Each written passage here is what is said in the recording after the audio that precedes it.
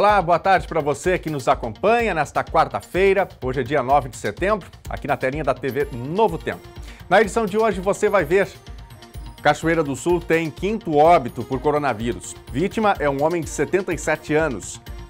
Prefeitura de Cachoeira do Sul libera funcionamento de quadras esportivas cobertas. Edição número 70 da Feira Agropecuária de Cachoeira do Sul começa amanhã. Neste ano, ela vai ser virtual.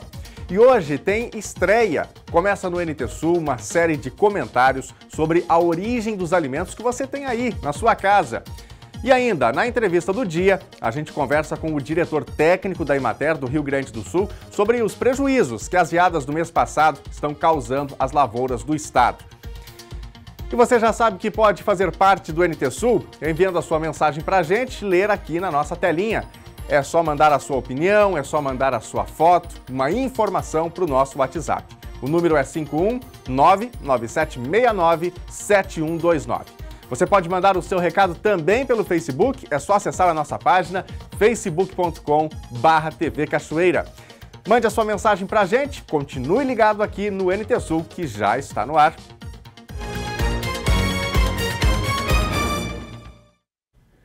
A Secretaria da Saúde de Cachoeira do Sul confirmou ontem o 5º óbito por coronavírus no município. A vítima é um homem de 77 anos que estava internado no Hospital de Caridade e Beneficência com síndrome respiratória aguda grave. Também foram registrados ontem mais 5 casos confirmados. Entre eles está uma profissional da saúde. Outros 14 casos suspeitos foram notificados e 4 foram descartados. Mais 6 cachoeirenses são considerados recuperados da Covid-19. No total, Cachoeira do Sul tem agora 475 casos confirmados e 93 suspeitos. Mais de 1.400 já foram descartados e 423 são considerados recuperados do coronavírus. O município tem 5 óbitos pela Covid-19. Todas essas informações você encontra também no nosso site novotempo.com/NTSul. A 70ª Feira Agropecuária de Cachoeira do Sul começa amanhã e, por conta da pandemia, a programação foi totalmente adaptada. A FEAPEC vai ser virtual e vai ter 5 leilões e 12 seminários. O Parque do Sindicato Rural de Cachoeira do Sul não vai reunir famílias nesta FEAPEC. Estas imagens das edições anteriores mostram a alegria dos visitantes e dos expositores. Em 69 anos foi assim. O parque abria depois que os animais estavam preparados. Era hora de mostrar o resultado de muito trabalho e dedicação.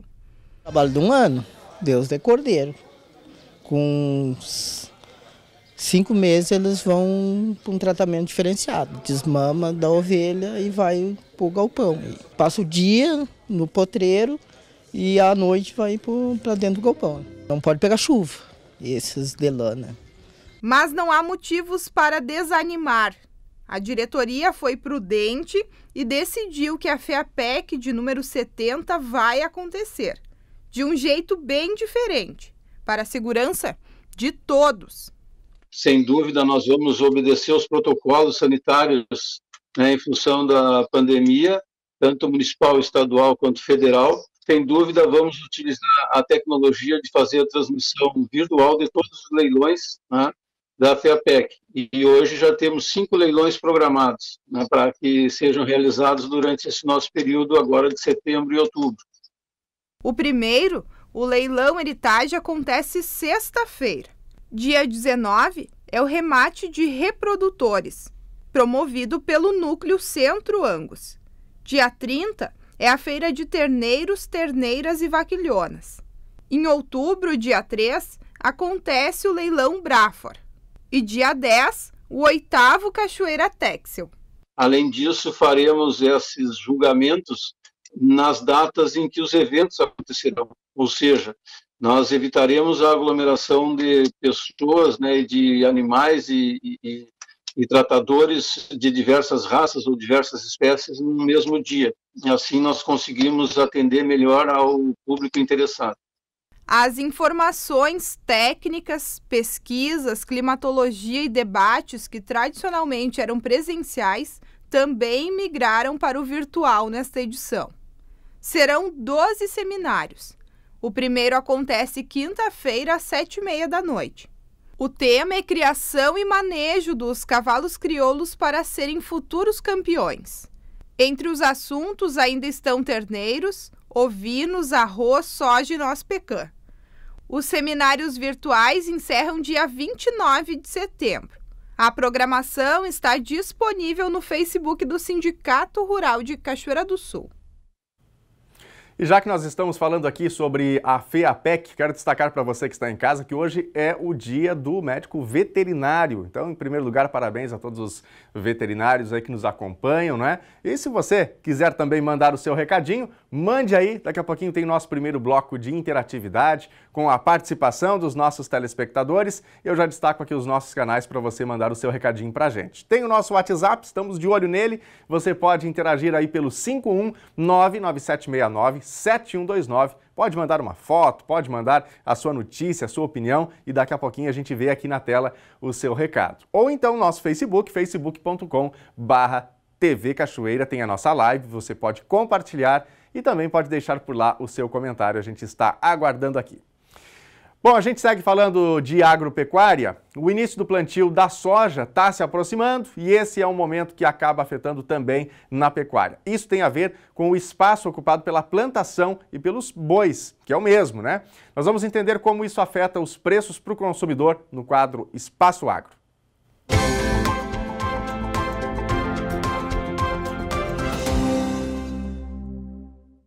Olá, amigos do Momento Agro. Vamos falar hoje sobre o preço da carne. Ao consumidor, a carne tem se mantido, tem mantido preços aí. A carne tipo de segunda, ela tem conseguido manter preços em torno de entre 20 e 30 reais, dependendo do corte, mas o corte de primeira mais ali em torno de 30 reais, isso em média. Há muitas ofertas de carne de segunda abaixo dos 20 reais. Já nós temos uma situação completamente diferente para a nossa região, para os pecuaristas. A soja, que precisa entrar agora nos campos em 110 mil hectares aqui em Cachoeira do Sul, ela está pressionando a venda dos bois que estão nesse campo. Nós temos 30 dias, 40 dias no máximo, para que os bois saiam do campo, os bois gordos saiam do campo para dar espaço ao plantio da soja. Isso vem forçando um aumento da oferta. Com o aumento da oferta, claro, os preços do quilo em pé do boi gordo e da vaca, eles tendem a cair e é uma sequência tradicional. Isso acontece todos os anos desde que a soja foi incorporada ao sistema de produção aqui da metade sul.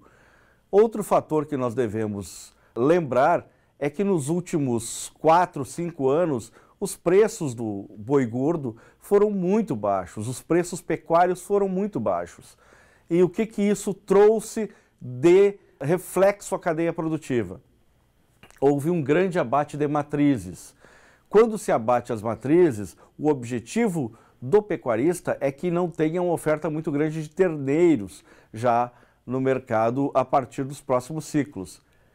Hoje nós não temos essa oferta tão grande, há uma demanda maior por terneiros, há um preço maior por terneiros e por gado de reposição e dessa maneira nós estamos enfrentando uma situação aqui no Rio Grande do Sul em que os preços devem manter-se estáveis, claro, com uma pequena queda agora, mas dentro de um nível de estabilidade até pelo menos os próximos 2 anos.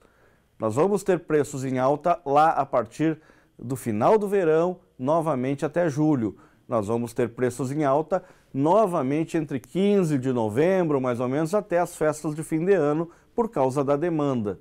Mas, novamente, a expectativa é essa, que nós cheguemos lá em julho com preços mais altos e lá em outubro do ano que vem, novamente com preços em queda.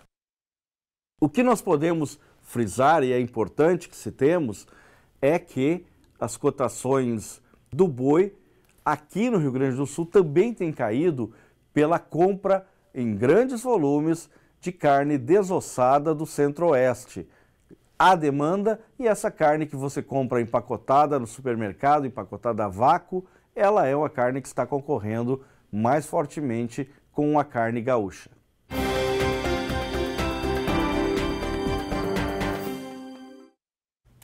E o nosso assunto agora é o INSS. O Instituto Nacional do Seguro Social está notificando 1.700.000 segurados que tiveram os seus benefícios revisados administrativamente e agora vão ter que submeter os documentos a uma reavaliação.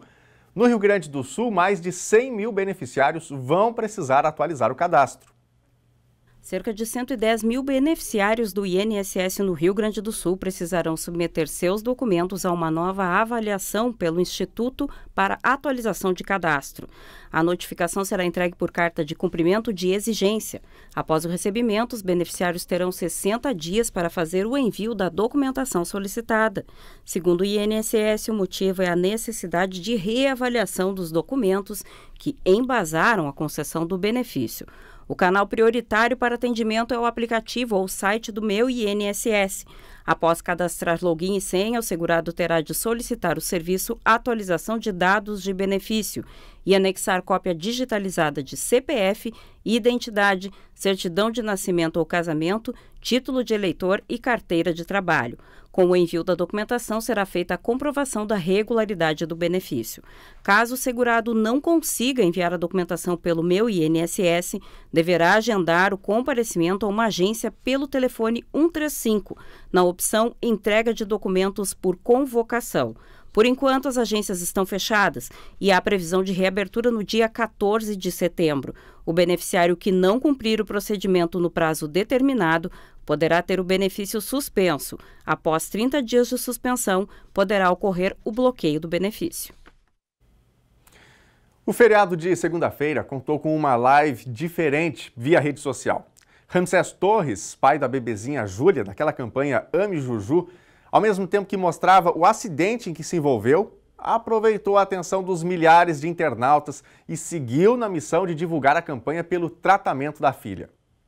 Várias campanhas seguem em andamento para arrecadar os 9 milhões de reais necessários para que a pequena Júlia Torres, de Santa Cruz do Sul, possa receber a medicação Zolgensma, que vai tratá-la da atrofia muscular espinhal. Os pais Silviane e Ramsés, na medida do possível, participam de todas as promoções. Segunda-feira, feriado, o Ramsés seguia de carro rumo a Santa Catarina para uma dessas missões. Chovia muito. Na BR-101, próximo à Ponte Estaiada de Laguna, o carro aquaplanou, rodou, bateu no guarda-reio da pista e ficou bastante danificado. Ramsés não ficou ferido. E enquanto aguardava a chegada da seguradora, ele, através de uma live, contou e mostrou a situação. Quebrou toda a traseira, o para-choque eu já salvei, está na traseira aqui, a lateral, vamos ver na frente, como é que a frente do coitado do carro ficou, e quebrou uma roda. Quebrou a rodinha aqui do lado direito.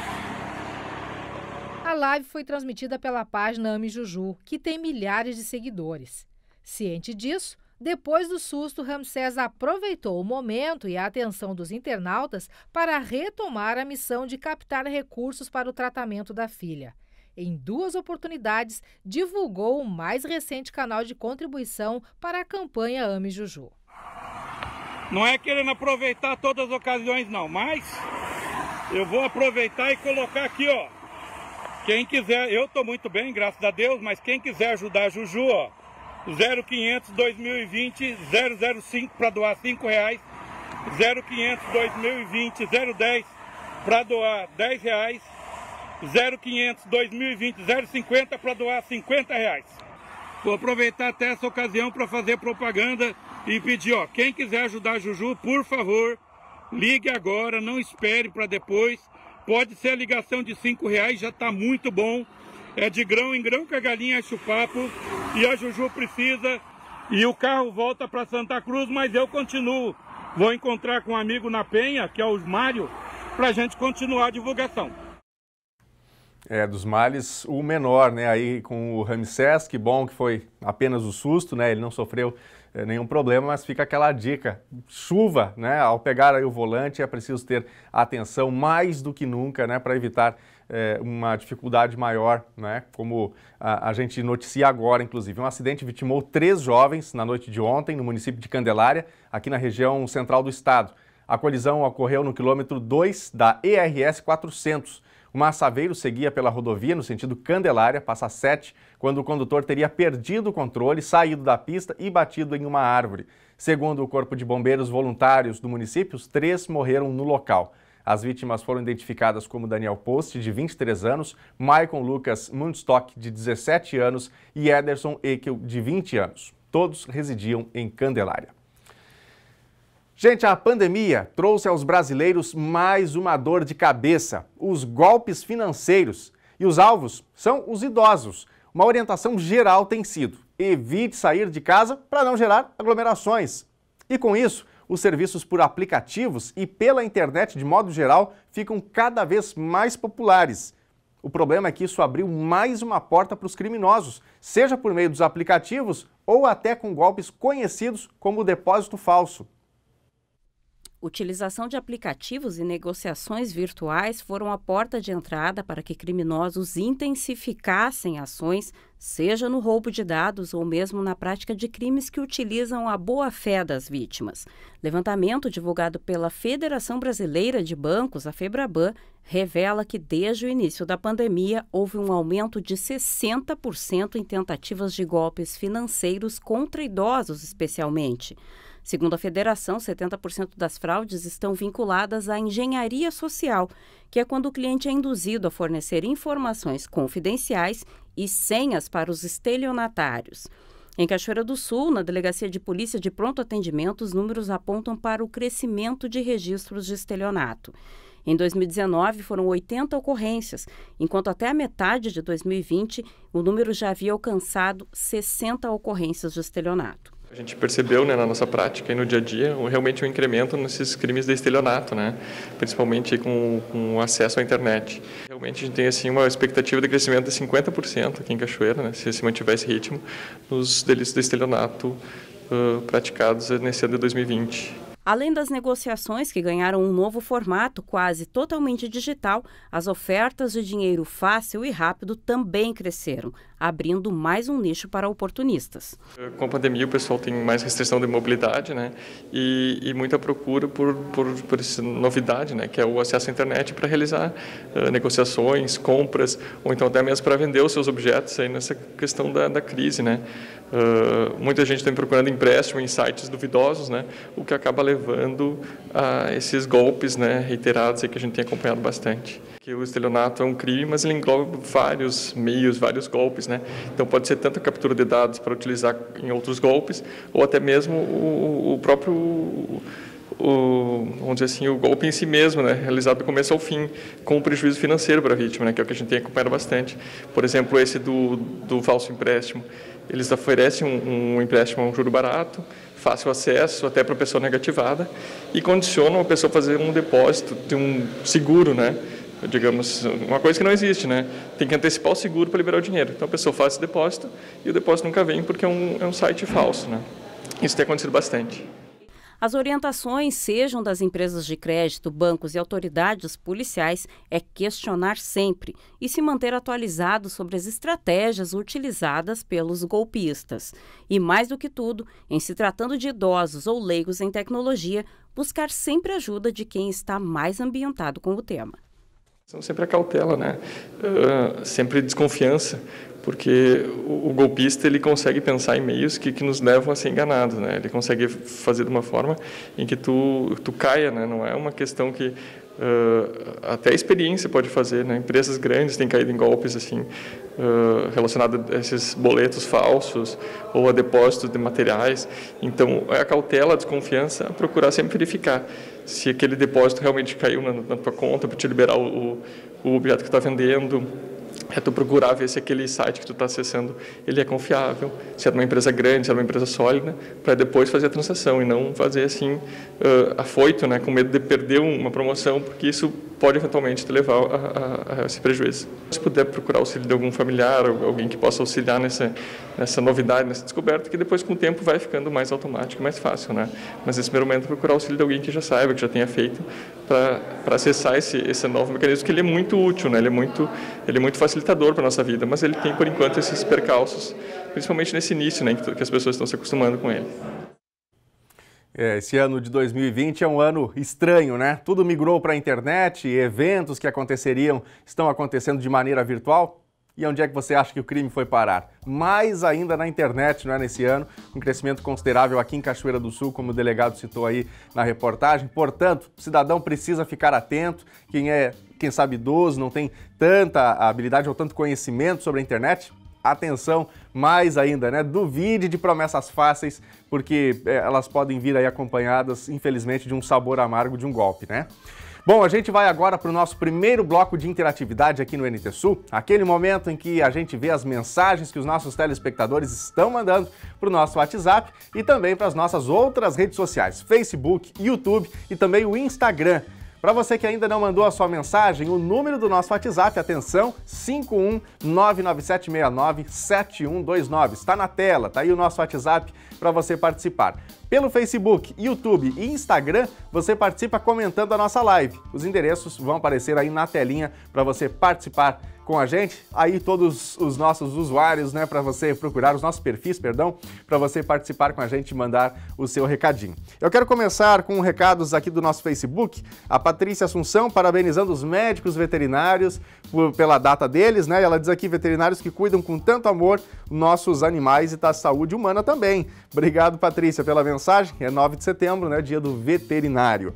A Luciara Santos deseja aqui um feliz aniversário para sua mãe, a Maria Leci Amaral. Parabéns, Maria, tudo de bom para você. Um abraço aí da sua filha e da equipe também do NT Sul. Vamos aqui para a telinha, tem mensagens do nosso WhatsApp. O Guilherme Vitório, o Guilherme é de Curitiba, no Paraná. Este é o Chico, muito bem, cuidado pela mãe veterinária, doutora Grace Rutz. Vamos ver aí a foto do Chico, então. Olha aí, o Chico dorme em berço esplêndido, né, nesse período de tempo nublado, imagino que lá em Curitiba também. Obrigado aí pela foto, grande abraço para vocês por compartilharem aí esse momento com a gente. A Maria Otacília também mandando seu recado, parabéns aos veterinários, admiro essa profissão. Tenho 2 sobrinhos veterinários, residentes em São Cepé e também em Teotônia. Obrigado, Maria Otacília, grande abraço para a senhora, obrigado pela companhia com a gente aqui na Novo Tempo. Essa é uma bela profissão, inclusive semana passada aqui no nosso Vida Animal nós falamos um pouquinho sobre essa profissão, né, a profissão de veterinário. Está lá no nosso canal do YouTube. A Darines Peixoto também manda o seu recado. Gostaria de homenagear minha mãe, Leonor Peixoto, no Piquiri. Ela completa 84 anos de vida hoje. Te amo, minha mãe, diz a Darines. Vamos ver aqui a foto que a Darines compartilha com a gente. Tá a dona Leonor completando mais um ano de vida e a gente manda aquele abraço especial para ela também, para os nossos amigos lá do Piquiri.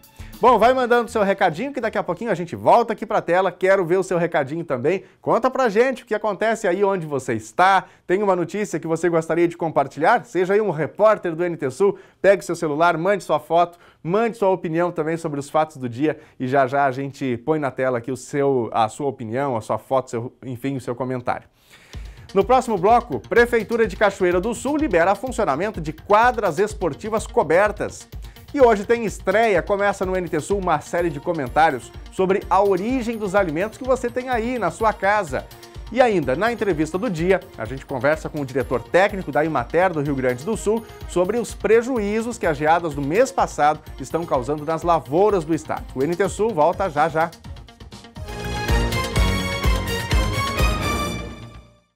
Meio-dia e 27, hora de Brasília, o NT Sul já está de volta, muito obrigado pela sua companhia com a gente, na hora do almoço aqui na telinha da TV Novo Tempo.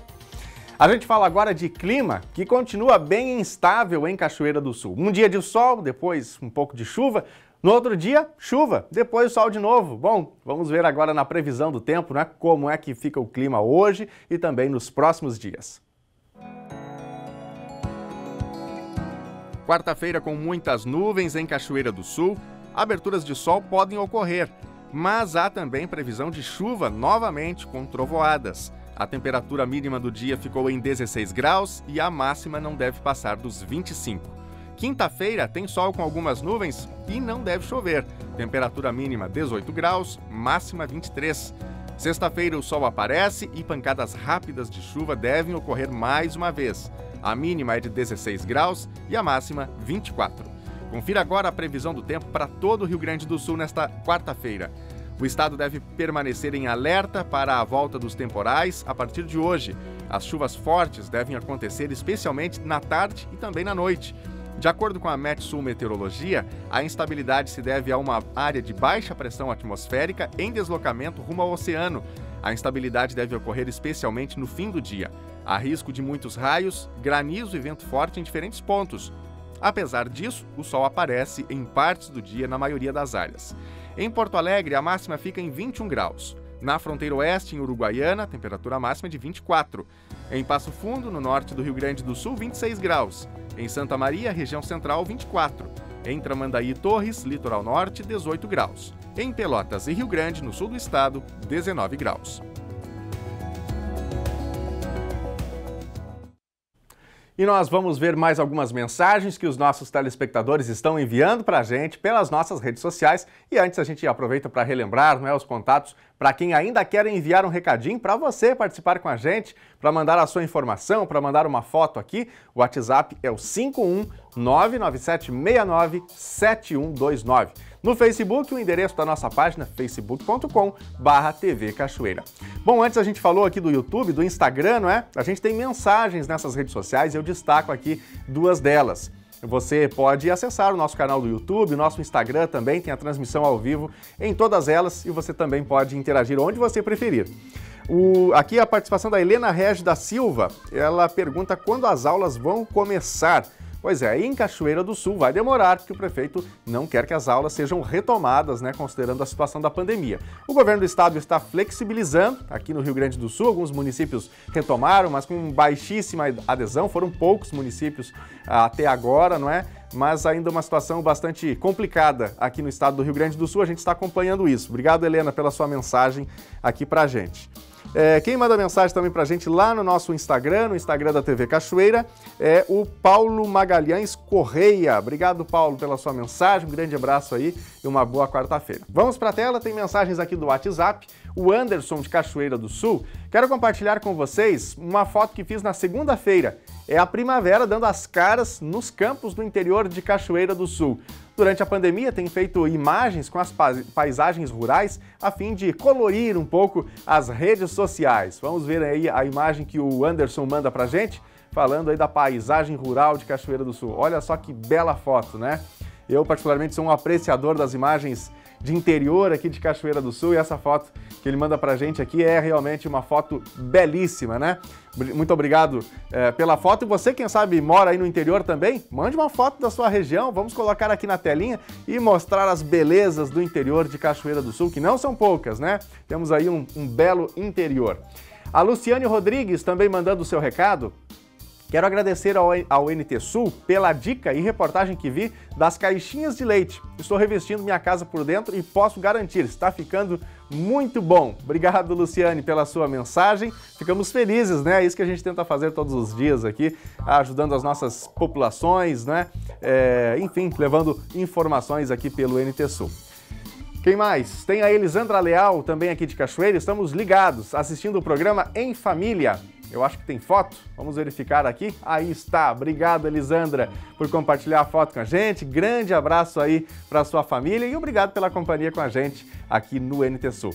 Não mandou seu recadinho ainda? Corre aí, pegue seu telefone, vá para as redes sociais, mande seu recado e já já a gente põe na telinha. As quadras esportivas cobertas de Cachoeira do Sul estão liberadas para operar. A decisão do prefeito Sérgio Ignati foi oficializada com a publicação de decreto que permite a retomada das atividades esportivas em grupo nos espaços privados para locação no município. A Prefeitura de Cachoeira do Sul, Daniel Nunes, editou um decreto liberando as atividades em quadras cobertas, em quadras fechadas, que locam os espaços para a prática de futebol e outros esportes de contato, de esportes em grupo. A meu lado está a diretora da Procuradoria Jurídica, Juliana Flores, que vai nos trazer detalhes sobre essa decisão. Juliana, primeira pergunta, esta decisão da Prefeitura de Cachoeira do Sul vai contra as decisões editadas em decretos pelo Estado do Rio Grande do Sul no que diz respeito ao controle da disseminação do coronavírus. Essa decisão vem embasada em quê? Bom, nós temos a liberação pelo Estado do Rio Grande do Sul quanto aos esportes coletivos para atletas profissionais, né? E nós temos aí alguns municípios pelo Estado liberando a atividade em quadras, né, em locação de quadras para a prática de esportes coletivos por atletas amadores. Essa decisão vem embasada, então, no exemplo desses outros municípios, no fato de que Cachoeira do Sul, a região 27, na qual nós estamos inseridos, está sempre entre as 3 melhores regiões do Estado na avaliação do distanciamento controlado, nos índices de avaliação do distanciamento controlado. Já estivemos em 2 oportunidades com a melhor nota do Estado do Rio Grande do Sul. Temos um baixo número de óbitos, que também nos coloca dentre as regiões com o menor número, né, para óbitos. Estamos hoje com uma ocupação de UTI dentro de um limite razoável. Sabemos que isso varia bastante, mas está sob um determinado controle. Então, o prefeito entende que, neste momento, havendo esse controle da contaminação, havendo esse controle do coronavírus, seria um momento apropriado para nós tentarmos fazer uma retomada dessa atividade econômica, que é uma das atividades que ficou impedida de trabalhar desde o mês de março. Né, a atividade de locação de quadras esportivas para a prática coletiva, ela está vedada desde março. Então, a base dessa decisão é muito mais no sentido de permitir a atividade econômica do que mesmo a questão do lazer e do esporte. É mais para permitir, é aquele equilíbrio que nós buscamos desde o início, né, entre o funcionamento das atividades econômicas e a saúde pública. Nós sabemos que as pessoas que têm as quadras, elas dependem daquilo, é o sustento delas, é o trabalho delas, né, e essas pessoas tiveram que, de alguma maneira, buscar soluções para a sua vida financeira desde março. Né? E nós entendíamos até então que não havia a mínima segurança para a liberação dessa atividade. Hoje, nós continuamos entendendo que é sim uma atividade de risco, mas estabelecemos um protocolo que nós entendemos que é bastante rígido para tentar garantir uma retomada com segurança e para tentar, então, contemplar essa atividade econômica para que essas pessoas voltem a ter alguma lucratividade e possam exercer, né, a sua função na economia local. Todas essas decisões são fundamentadas em algumas regras, mas também abrem precedentes. Quando se libera atividade esportiva em quadra fechada, existe também uma contestação no sentido de que por que essas atividades podem ser liberadas e as atividades em campos abertos, em outros espaços que também permitem a prática de esportes coletivos, continuam vedadas. Como é que a administração administra, né, essas contestações? Thelma, a gente vem observando rigorosamente as normas propostas pelo governo do Estado no distanciamento controlado. Nós viemos obedecendo a essas normas desde que isso foi proposto, sempre tendo muito cuidado com a questão da saúde, e nós acreditamos que esse esforço da gestão pública levou o município a esses índices que eu falei antes, né, aos melhores índices do Estado. Então, nós entendemos que agora podíamos dar um primeiro passo numa liberação, numa retomada de atividade. É um passo inicial.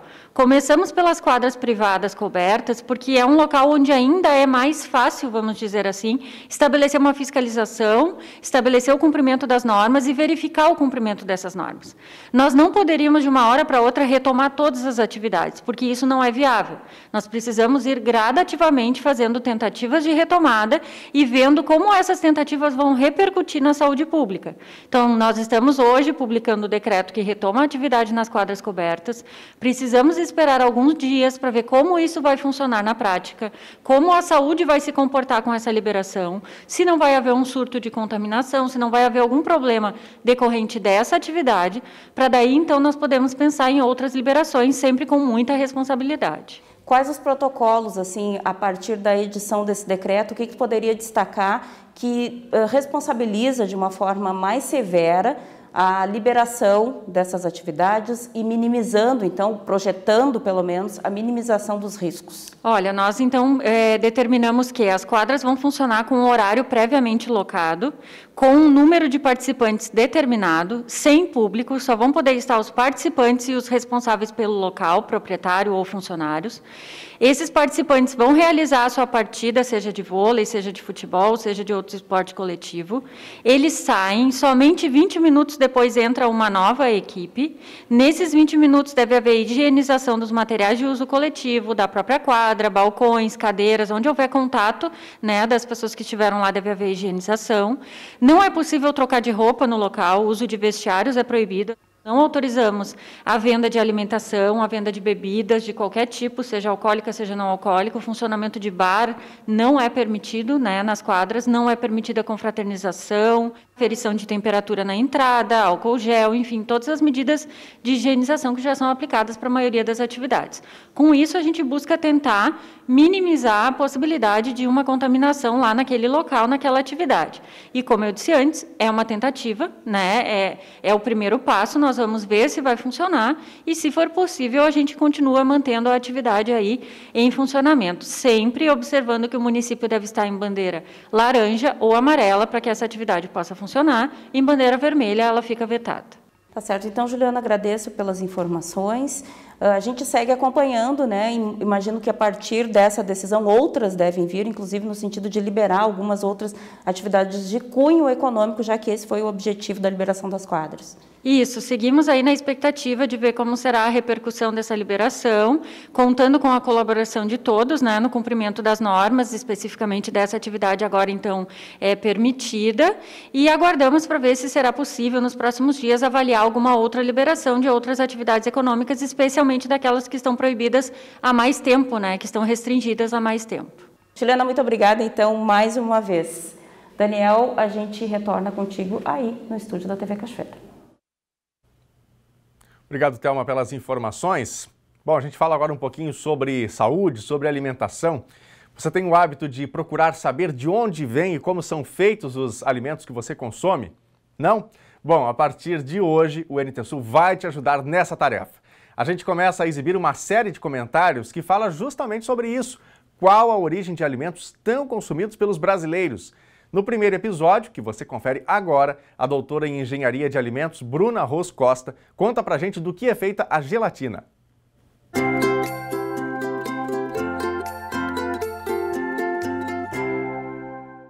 Boa tarde. Você já se perguntou qual a origem da gelatina? Esse produto tão utilizado na indústria de alimentos como ingrediente e também na nossa casa. A gelatina, ela é então um produto de origem animal. É uma proteína obtida do colágeno de partes de animais. Comercialmente, ela é obtida então principalmente de peles e de ossos de bovinos e de suínos. Lá no processo de obtenção, então, a primeira etapa que ocorre dentro da indústria, essas partes então elas são trituradas e passam por um pré-tratamento para a extração da gelatina, com água quente e com ácido ou uma base forte. Esse processo bastante severo que ocorre lá na indústria, então, hidrolisa o colágeno para a obtenção da gelatina. E aí segue de outros tantos processos, como a purificação, a concentração e a secagem, até chegar, né, e obter um produto, um pó incolor, translúcido ou amarelado. Esse produto a gente consegue obter lá no supermercado e a gente chama ele de gelatina incolor ou gelatina sem sabor, que é então esse pozinho amarelado aqui, translúcido. E ele é muito utilizado na indústria de alimentos porque ele propicia aí algumas características nos alimentos, que é então ele deixa o alimento com uma maior elasticidade, uma maior consistência e também uma maior estabilidade. Por isso então que ele é tão utilizado na indústria e a gente pode encontrar em diferentes produtos, como balas, marshmallow, algumas sobremesas prontas, até mesmo alguns tipos de salsicha e outros produtos. E aí a gente pode se perguntar também, e aquela gelatina que a gente compra lá no supermercado, que tem sabor, então a gelatina que a gente utiliza como sobremesa, então que seria aquela gelatina lá de morango, ou de limão, de abacaxi, aí tem muitos sabores. Essa gelatina passou então a ter outros ingredientes, então na verdade é uma mistura de ingredientes. E aí a gente pode dizer que tem uma quantidade significativa de açúcar, né, ou adoçante, no caso de produtos light e diet, tem também uma quantidade significativa de corantes e também de aromatizantes. O que a gente tem que fazer? Ler o rótulo do alimento. Todas as informações estão lá na rotulagem. Tem na tabela nutricional a quantidade de açúcar e de proteína e lá na lista de ingredientes tem todos os ingredientes utilizados. E uma dica muito importante é que qualquer alimento embalado e industrializado, o primeiro ingrediente sempre é o que mais tem. Sempre façam a leitura do rótulo e fique por dentro, né, do que nós estamos consumindo.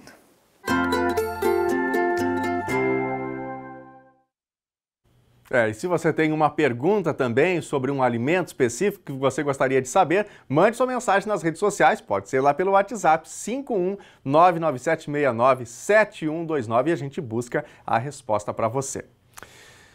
A Rede Dia de Supermercados está encerrando as atividades no Rio Grande do Sul. A impossibilidade de investir no estado fez o grupo abrir mão de 70 estabelecimentos espalhados nas cidades gaúchas.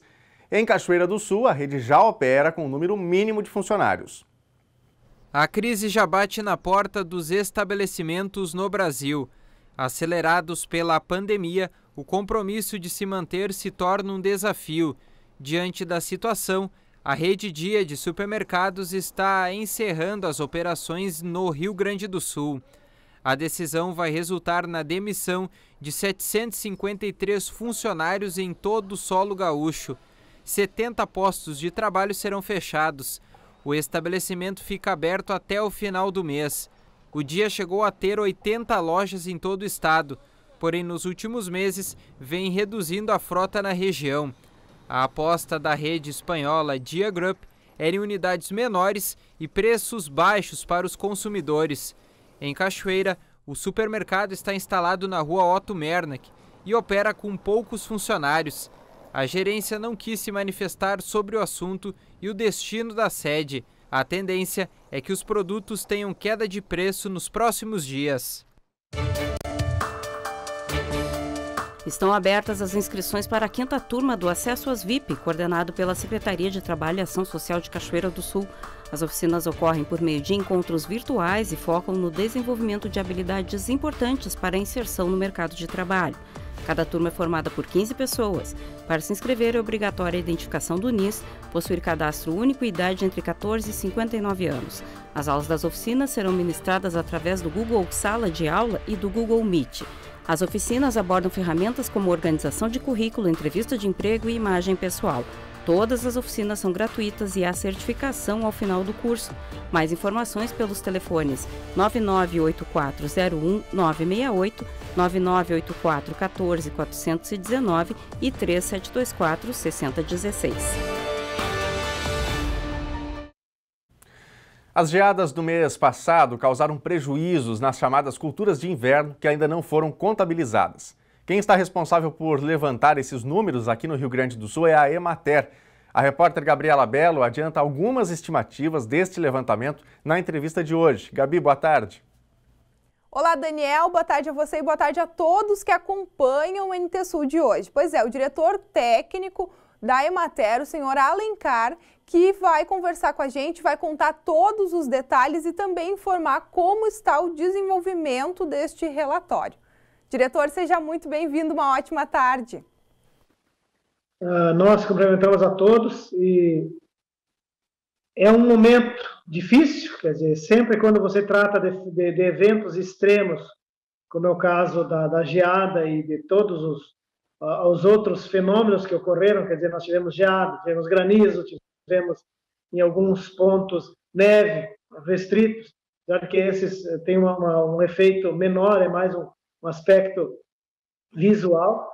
E as culturas, apesar de nós estarmos no inverno, as culturas já estão num estágio onde elas se tornam vulneráveis a um congelamento, certo?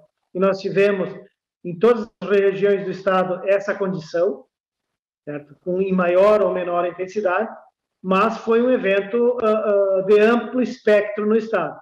Então nós estamos fazendo esse levantamento, é um levantamento analógico, quer dizer, as informações elas têm um delay em relação ao que acontece, porque você tem que aguardar qual o tipo de perda que você teve. Então, nós precisamos ter essa cautela na informação. Eu tenho alguns pontos do estado já bastante avançado com a coleta dessas informações, mas nós sempre trabalhamos no contexto estadual. De todas as culturas afetadas, o trigo foi o que até agora, né, apontou maiores prejuízos? Sem dúvida, porque nós temos mais de 700 mil hectares, então a perda proporcional a outras culturas que podem ter uma perda maior, certo? Daqui a pouco eu tenho algumas áreas no estado que eu tenho maiores perdas na fruticultura, nas folhosas, por exemplo, mas são questões mais pontuais e num volume menor do que o trigo. Então, o trigo com mais de 700 mil hectares, se nós tivermos qualquer perda, ela tem uma representatividade econômica bastante grande a nível do estado. Os produtores gaúchos nem tinham se recuperado, né, da estiagem do último verão e veio aí toda essa geada, neve na região da Serra, né, e também o granizo aqui na região central, onde fica, né, a TV Novo Tempo. Diretor, para que serve um relatório como este, né, e por que a Emater está desenvolvendo ele? Na verdade, todos os fenômenos, a Emater é o braço do Estado, digamos, da Secretaria da Agricultura. Então, nós fizemos esse levantamento que é para subsidiar as ações públicas, certo? A partir desse momento. E também, esse levantamento serve para você ter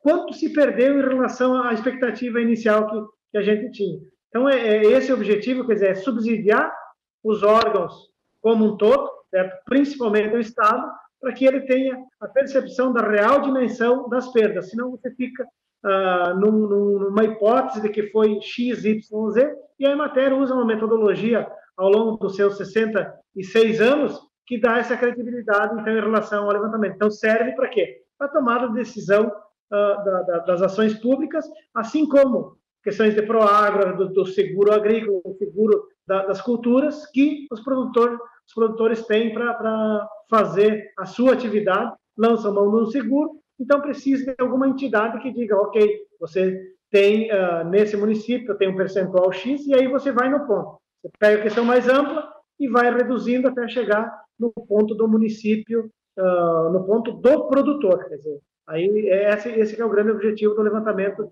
que a gente faz, que serve como uma base de dados de perdas, então, que a gente estima em relação ao que era previsto inicialmente. A gente já consegue, neste momento, falar dos impactos econômicos, por exemplo, dizer, por conta, né, dos prejuízos na lavoura de trigo aqui no estado, dizer que a farinha vai subir, que o pão também, o preço vai aumentar?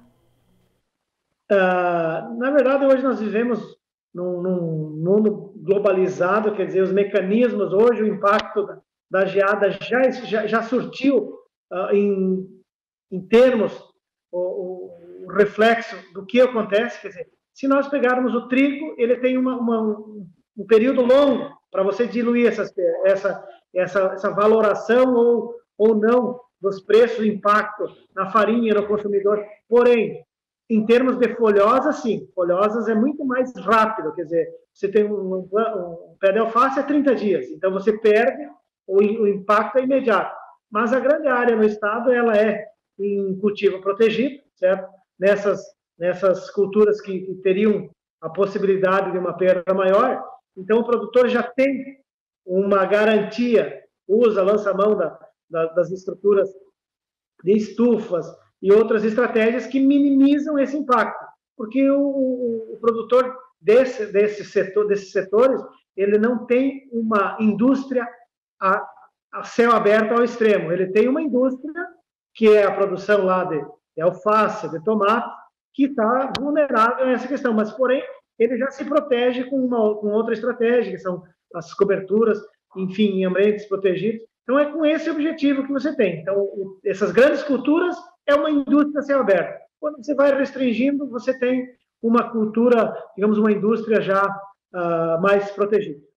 A conclusão desse relatório, esse levantamento todo, ele deve ser divulgado quando pela Emater? Bem, essa é uma pergunta assim, ó, que eu não tenho como te responder, porque eu tenho que aguardar a evolução da cultura. Eu não posso estimar, fazer um levantamento específico, que é observar a cultura perdeu 40%. Não, eu tenho que esperar ver como que a planta vai reagir, como que aquele contexto, naquele hectare de trigo, quanto que é que perdeu? Ah, perdeu 100%, ok. Então você já liquidou. Agora, quando é um percentual menor, 20%, 30%, 40%, que já estava vulnerável, então você tem todo esse cuidado. Então nós, pela experiência que a Emater tem, pela credibilidade, eu só consigo lançar esses números quando eu tenho consolidado esse levantamento. Assim como foi na própria estiagem, você precisa de um tempo para coletar, para fazer uma avaliação adequada. Então, essas informações que você tem, elas são verdadeiras, porém, eu como Estado, como Emater do Rio Grande do Sul, eu tenho que fornecer uma informação do Estado. Então, perdeu X% em trigo, X% em pêssego, mas eu tenho que aguardar, ver como ocorre o comportamento.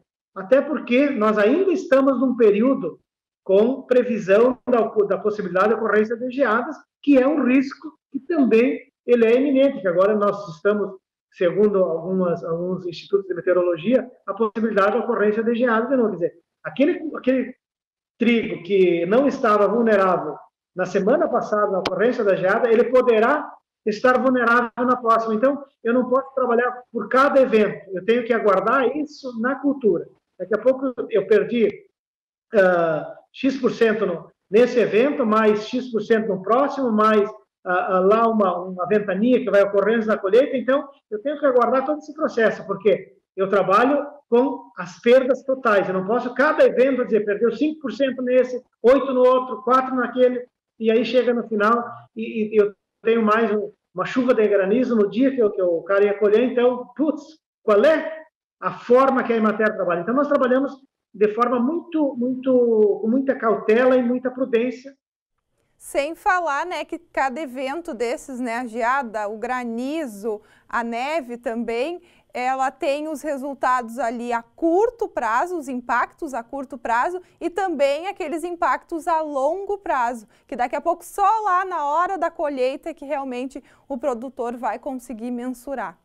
Como técnico, a gente já tem bastante experiência, certo, a respeito disso, por isso que tem que ter muita cautela. E muitas vezes o produtor tem uma percepção diferente em relação ao impacto. Quer dizer, aí você vê, o cara imaginava que ia colher 30 sacas por hectare, 50, 80, 100 sacas, vai lá e colhe a metade daquilo ali. Então ele tem uma frustração, porque todo mundo torce para que não tenha tido perda, certo? Porém, às vezes elas ocorreram em maior intensidade do que aquilo que o produtor quer. Eu também sou produtor, e aí você fica torcendo, mas eu acho que não foi tanto, certo? Então, tem muito da torcida nesse momento, mas nós precisamos ter, então, esse período de avaliação, e aí eu repito, quer dizer, eu consigo lançar os números antes, eu posso lançar de um município, onde as perdas são significativas. Aqueles não tem problema, mas no conjunto do estado tem que ter muita cautela, porque a cultura ainda está em fase vulnerável. Quer dizer, até a região aqui de Caxias, por exemplo, no noroeste aqui, nós temos essa condição que vai quase até novembro para você colher. Então, até lá eu estou com minha indústria a céu aberto. Pode a qualquer momento sofrer um fenômeno climático que seja fora dos padrões, e isso possa trazer perdas. Por isso que é sempre complexo as perdas que ocorrem nesse período. Quanto mais para frente o tempo for passando, mais área eu tenho vulnerável, tanto na área das grandes culturas, que eu coloco trigo, aveia, canola, centeio, cevada. Agora o clima começa a ficar mais tenso, porque se vier um frio, a tendência é que tenha uma dificuldade maior de perder mais em função de ter maior área em estágio vulnerável. Então, diretor, muito obrigada por todos os esclarecimentos, obrigada, né, por falar um pouquinho desse relatório, desse levantamento para os telespectadores do NT Sul. Nós que agradecemos, nos colocamos à disposição, certo? E que, quiçá, ali na frente nós falarmos uma boa notícia, que as condições climáticas foram boas, aqueles que trigo não perdeu, então o produtor perdeu, mas que nós pudéssemos ter aí uma boa safra de trigo, com um bom trigo, com uma boa qualidade, e os produtores possam então ter uma remuneração adequada. Aqueles que, por sorte, não tiveram as perdas dessa geada. Exato. Assim esperamos. Daniel, essa foi a participação do diretor técnico da Emater, o senhor Alencar Ruggeri. Eu volto com você. Obrigado, Gabriela, pelas informações, e nós vamos aqui para as nossas participações. Antes do encerramento aqui do NT Sul, o Milton Ribeiro Sartório está fazendo um questionamento sobre a Covid-19. Boa tarde. Acho engraçado que a Covid, para certas atividades, parece não ter influência alguma. Já para outras, é mortal, fica a dúvida. Ele questiona aí as aberturas, né? Que para algumas não pode, de jeito nenhum. Para outras, aí há uma flexibilização quase absurda aqui na opinião dele, né? Vamos aqui para a telinha. A Débora, parabéns a todos os veterinários. Agradeço a todos da Veterinária São Francisco que salvaram o meu gatinho que foi atropelado. Olha aí o gatinho, né? Obrigado pelo relato. Um abraço a todos os veterinários mais uma vez. Quem mais? O Fernando Teixeira é de Belém, no Pará, assistindo ao NT Sul, aqui da Ilha do Combu, em Belém do Pará. Obrigado, Fernando. Grande abraço para você. Abraço a todos os paraenses ligados com a gente. Acho que dá tempo de ver mais uma aqui. O João Vitor, de Cachoeira do Sul. Estamos sempre ligados no jornalismo de Cachoeira. Obrigado, João Vitor. Olha aí, família reunida na hora do almoço. O NT Sul de hoje está chegando ao fim. As reportagens de hoje e outros conteúdos você encontra lá no nosso site, novotempo.com/NT Sul. A gente se vê de novo amanhã, ao meio-dia, em mais um NT Sul. Ótima tarde para você. Até lá. Tchau.